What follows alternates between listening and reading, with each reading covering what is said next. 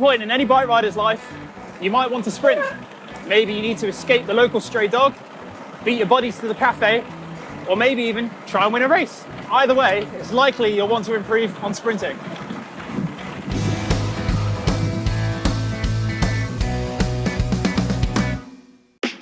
So in this video, myself and Sai are going to run you through 3 basic training sessions you can do to help improve your sprint. That's right. Now, before we get started, we want to find a quiet stretch of road away from traffic. And ideally, it's going to be flat with a very slight gradient. That way you can target fast, high revving sprints when you've got a tailwind, where you're going slightly downhill, and then slower power sprints when you're going uphill or into a headwind. Those are my forte, the real power ones.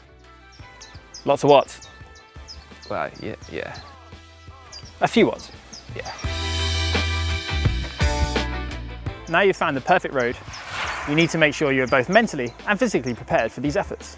You'll want to adjust your shoes to become as tight as is bearable and find a good strong grip in the bottom hooks of your bars. You'll want to engage your core muscles and create a good strong framework with your shoulders and your arms.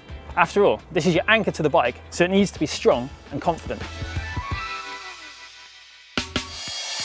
So now we're prepared, here come the efforts. First, we're going to target those fast, high revving sprints of about 15 seconds. Now that's a little bit longer than your body's energy systems would naturally want to sprint for, but it's not so long that you're going to go into real anaerobic deficit.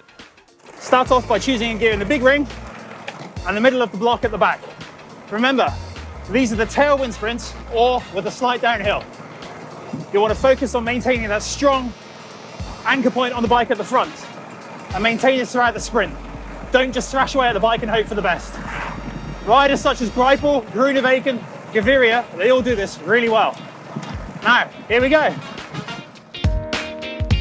During the sprint, you want to stand up on the pedals and really explode down through your core muscles into the bike, moving the bike side to side with your legs and arms in a continual smooth motion. It is a complete maximal effort, so really push down hard on the pedals and pull back up through the bottom of the pedal stroke.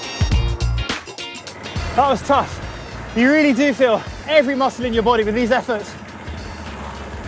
Now, it's important to spin gently for 8 to 12 minutes before you go again. Whew. Now, I wouldn't normally mix up my sprints on any given day, but I think for today, we're going to move on to the uphill, slightly over-geared sprints, or into a headwind if you live in the flat. Let's get ready for these, shall we? We want to select a much higher gear for this one, so perhaps even 1 or 2 gears down from your very top. And we want to roll in to the start of these sprints a little bit slower, probably holding a cadence ideally of around 60 RPM. Now, despite the gearing and the gradient, these sprints aren't actually that dissimilar to the previous ones. We still need the really strong explosion down through our core and into the pedals, whilst maintaining that really strong anchor point at the front of the bike. You ready for these, Si? Yeah, come on then.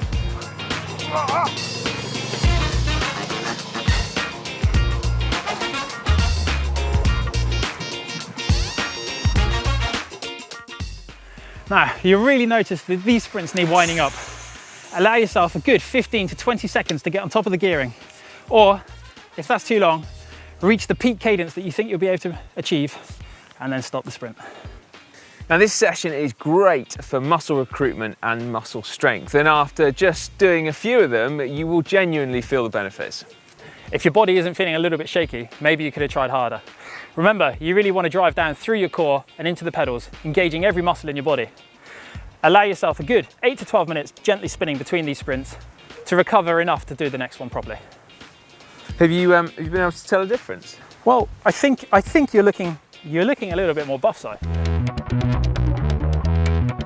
You can take these efforts to the next level by paying attention to a few little details within the session. You can sprint to an imaginary line or between 2 distinct markers on the road.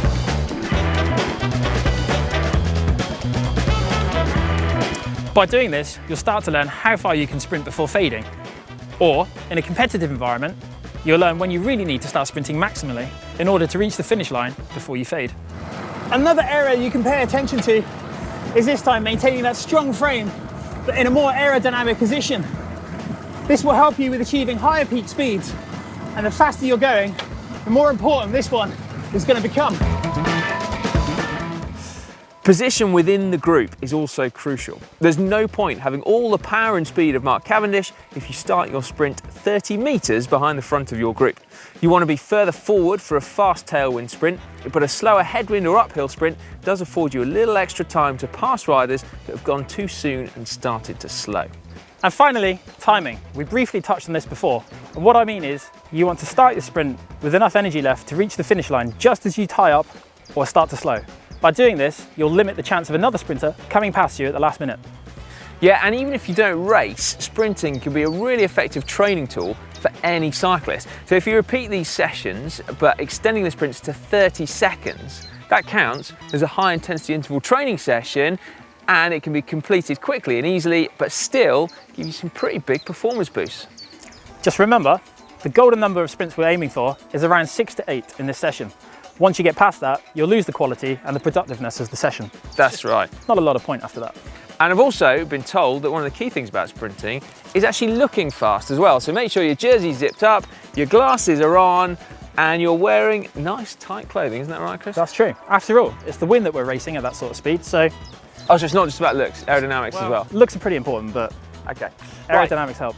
Do make sure you give this video a big thumbs up. And if you want to see another one about sprinting, why not see that one just there with Marcel Kittel.